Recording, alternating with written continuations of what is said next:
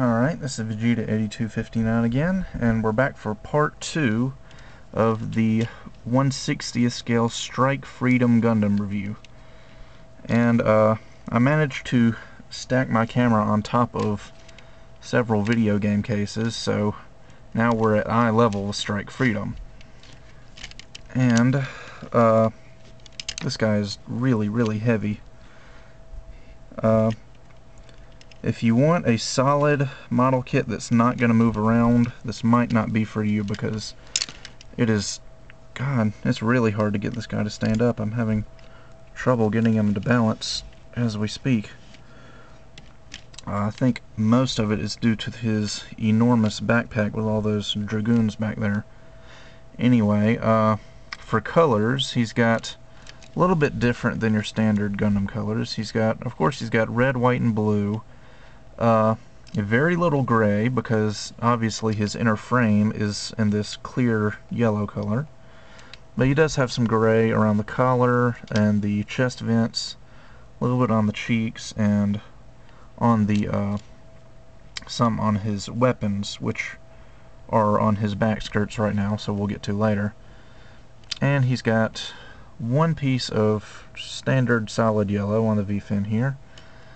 And he's got a dark blue in several places, mostly on the backpack and the dragoons, and of course on his torso, a little bit on his weapons and his knees as well.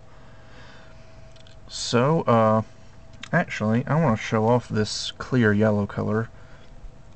It's not perfectly clear, but it's clear enough to let light pass through it. And if you can see it, it's got like some glittery, sparkly stuff in it. So it's actually a really nice, kind of a glittery, clear gold effect. And as you saw in the first video, it looks very nice when lighted up on his display stand. So let's get into articulation.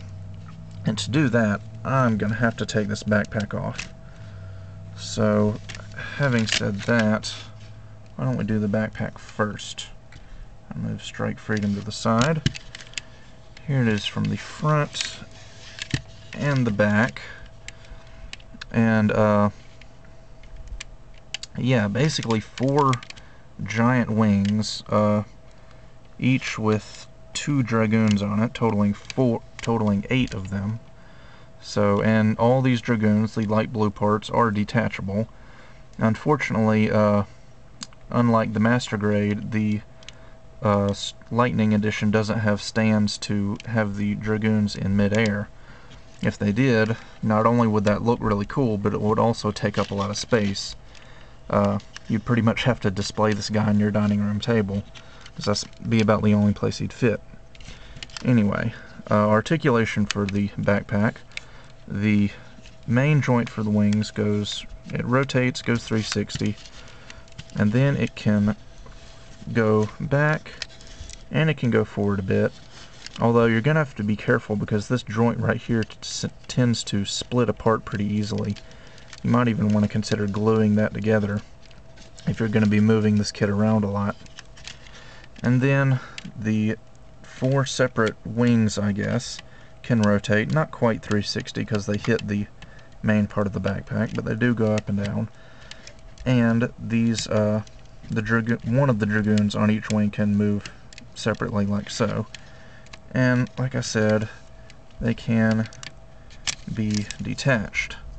And they've got like some little detail inside there, some vents and stuff, and you can kind of just imagine them floating around. Unless you were really creative and you wanted to rig up a with like maybe some wire or something, having these things in mid-air. But overall, a very nice looking backpack, and like I said earlier, really heavy, which, unless he's on his display stand, can cause some stability issues. So, on to Strike Freedom himself. He's actually pretty well articulated, about Master Grade quality, except for the arms, but we'll get to that in a minute. His head is, his neck is double jointed. He's got a ball joint up inside the head, so it can go forward and back, side to side, and rotate 360. And he's got just a simple joint down inside the neck that lets it go forward and back, so he has a pretty nice range of movement in his neck there. The torso itself doesn't have any articulation in it, unfortunately, but the waist can rotate about that far. He's got a lot of stuff on his waist. He's got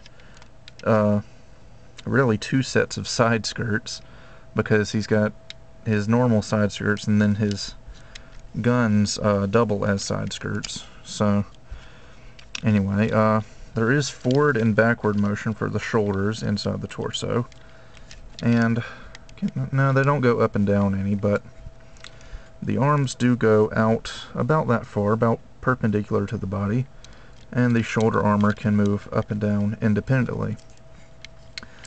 There's 360-degree rotation below the shoulder, although you probably won't want to do that too much, because there is a wire running through this joint, and if you twist it around over and over and over again, that wire is going to get twisted up and possibly snap, and obviously that's not going to be a good thing. I think my only complaint with articulation in this kit is that the elbow joints have only one point of articulation. They can bend down here, but they can't bend at the top of the elbow, so the arms only bend about 90 degrees at the elbow. I thought that was kind of disappointing, but that's pretty much the only complaint I have as far as articulation goes. It's got a ball joint wrist, so of course it can wiggle around and rotate 360. And he's got fairly articulated hands, about the same as you're going to get on the newer master grades like 2.0s and stuff. The thumb is a ball joint, and each finger is a separate ball joint, and each finger as well has one joint in the middle of it, so they can bend like so. And of course, all being that clear golden sparkly yellow color. Let's see what else. You saw in the first part of the review the cockpit hatch does open, and you can see Kita down in there. Let's see, side skirts. Let's bring the camera down just a bit and hope it doesn't fall over. The guns, as I said earlier, double as side skirts. You can take those off. It's just a simple polycap. Flip those in. We'll come back to these when we go over the weapons.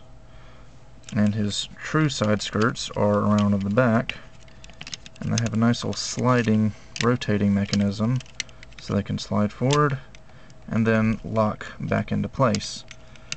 And they don't really rotate too much, but they can go up and down. They're actually fairly loose because there's no polycap there, it's just plastic. And his beam sabers are on there. The beam sabers can rotate. And these fold out into quite long beam rifles. And it's just like a little double jointed polycap right there.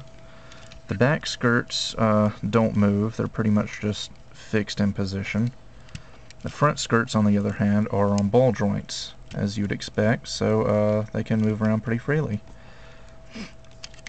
Let's see. Alright, for the hips, they are on ball joints, so the legs can go a good ways up, and they can go back about that far until they hit the back skirts, and since the back skirts don't move, the legs are pretty limited there.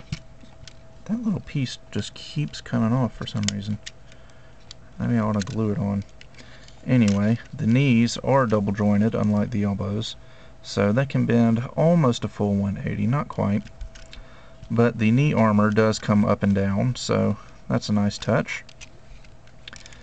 And on the back of the legs, you've got little vents that you can open up, and you've got some thrusters in there. And like you saw in the first video, when this is lighted up, you've got a nice bright glow coming out from inside the leg there. And he's got a simple little ball joint polycap for the ankle, so they can go side to side, feet can go up and down, and they can rotate 360. Unfortunately, the feet are just one solid piece, so, well, not one solid piece, but they can't move. There's no articulation in the feet. But the ankle armor can slide up and down, and it can rock back and forth. So, it fell off again. Anyway, I think that's just about it for articulation, and it looks like this is going to be a 3-part review, so stay tuned for the third and more than likely final part. We'll go over his weapons and accessories.